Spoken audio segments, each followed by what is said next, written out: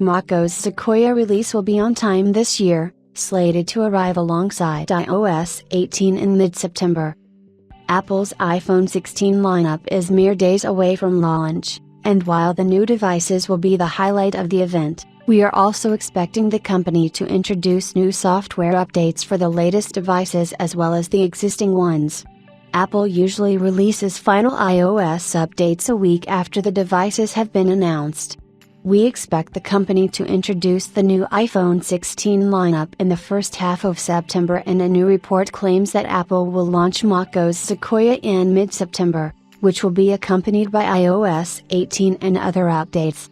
Apple will release macOS Sequoia alongside iOS 18 this year. Macrumors reported that sources familiar with the matter have suggested the possible release time frame of macOS Sequoia, which sometimes arrives a week or so later than the rest of the updates. This time around, though, Apple is expected to release all of the updates together, which will be a welcome change for users.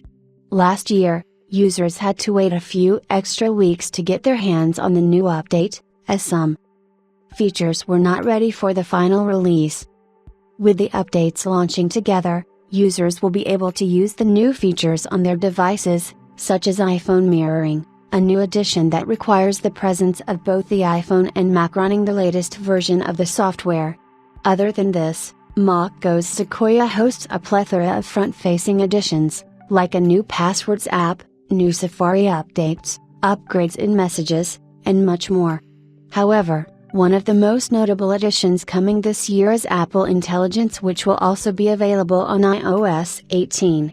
However, users would have to wait a bit to use the new features, as the company is already testing a subsequent update to iOS 18 and macOS 15 Sequoia, which will be available sometime in October.